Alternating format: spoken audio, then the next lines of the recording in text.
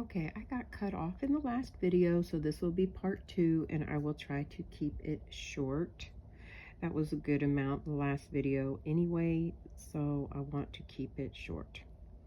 We're going to continue, however. I'm going to come back over here to the passage we're in John chapter 8, and we are looking at verses 53 through 59, comparing.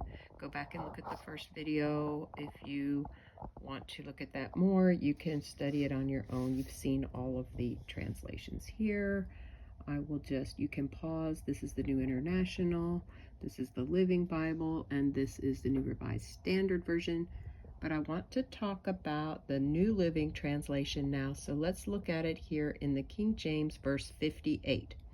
Jesus said unto them, Verily, verily, I say unto you, before Abraham was, I am. Okay, now, this is verifying that Jesus is God. Before Abraham ever was, in thought, in being, anything, Jesus is saying, I am, in the present tense, because God is always in the present tense. And here we see in 58 in the Living Bible, Jesus,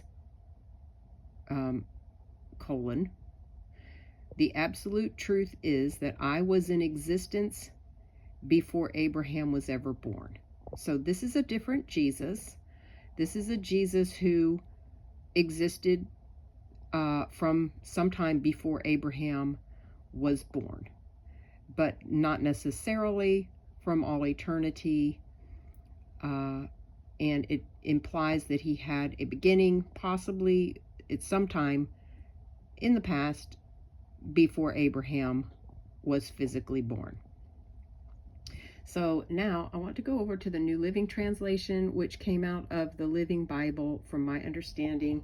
And I was all on board with it. When it came out, I was buying it as they published it. I was so into having an easy version of the Bible, because who doesn't want an easy Bible to read and understand? But God, who can be easy and is easy on us, sometimes also expects the very most of us. So I have a color coding system in this Bible. This is my New Living Translation, and I use purple for doctrines. And so I kind of underlined some of these verses, and then I colored this in. I don't like that it's so dark. Maybe I shouldn't have done that so dark, but here's what it says. And I want to talk about some of the ways they bring confusion and doubt. So let's look at this. Jesus answered, I tell you the truth. Before Abraham was, that's good, even born, they added, I am. Okay, so they're verifying, unlike the Living Bible, this part that says I am. But there's a star here. So let's go down to the note in the star, or before Abraham was born, I have always been alive. That's not accurate either. Greek reads, before Abraham was, I am. Okay, so now we're confused. Oh, this is like the least option, right? This is the least. Oh, the Greek reads this way, but, or it could be this. Like God doesn't know. God doesn't know who he is. Jesus doesn't know who he is, and we don't know who Jesus is. So then it gives us a note here. Let's look at Exodus 3:14. Maybe that will help us out. So in my New Living Translation, let's back over here to that, and I did put a marker in it somewhere. Genesis, Exodus, yes, the Ace Hardware coupon page. All right, it was 3:14. So we're back with Moses. God replied to Moses, I am who I am. So we see who God is. Jesus was aligning with this statement, I am who I am. Now the King James, if you recall over here, did not have it capitalized and had a period. The New Living Translation had it capitalized and with an exclamation mark. So they're trying. It's like they're trying to to, catch up, but we still have another star here. So say this to the people of Israel.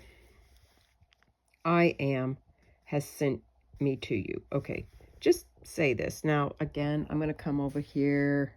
Well, I'm not going to. All right, let's see. I'm sorry to keep dragging your eyeballs with me. Let's see, 3:14, right here. God said to Moses, I am that I am. This is the King James. And he said, thus, this is important, thus, he says this to Moses, and God said to Moses, I am that I am, and he said, thus, because of this, thus shalt thou say. It's a command. Because of this, you shall say this unto the children of Israel. I am, hath sent me unto you. Let's come back over here and look at that here. God replied. It's kind of casual sounding. Over there it was, God said. Here God replied to Moses, I am who I am. Say this to the people of Israel.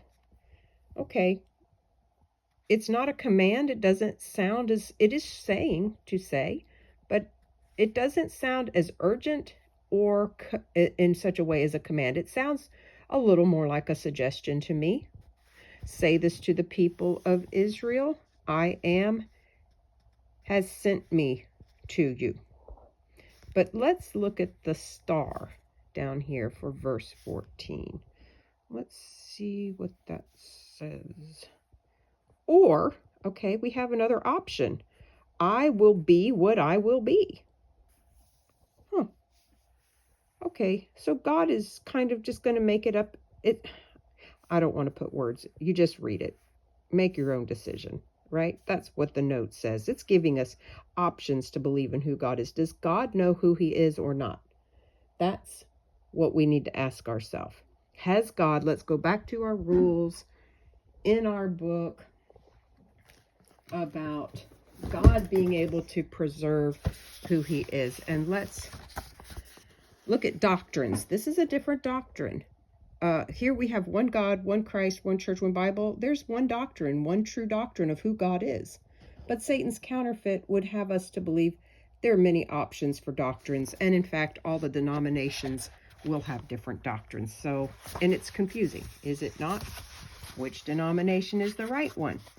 Which churches? They're all right, right? You just go to any of them and they will tell you they're the right one and everybody else is wrong. Whichever translation you use, whichever translation they use will affirm their denomination. So we need to think about that.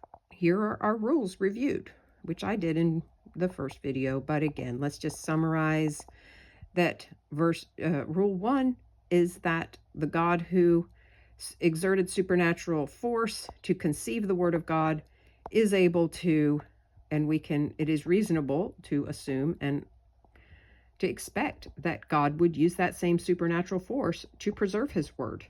And also that Satan, who desires to be worshipped, will do everything he can to destroy the true word of God and make us think we do not even have the word of God in our own language. The language, by the way, which encompasses the globe, the English language. Who did that?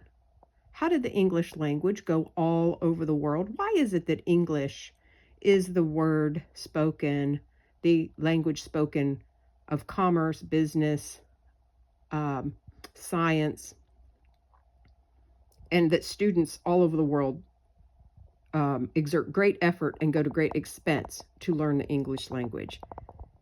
If God is the ruler of this world, do you think that is his doing? And if so, why?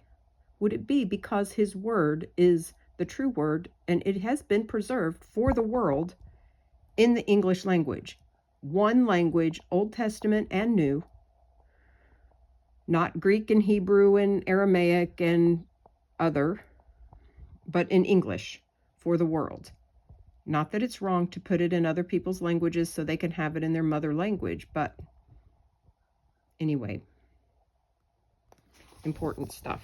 So I'm going to leave you with that. Now here it does have, interesting, it does have this verse highlighted. I haven't colored it. This is my fun Bible. So I'll leave you with that. God says, I am who I am. And Jesus aligned himself with that statement. Jesus is God come to earth in the flesh. He is fully human. He is fully God. Father and Son are one. He is the only begotten Son of the Father.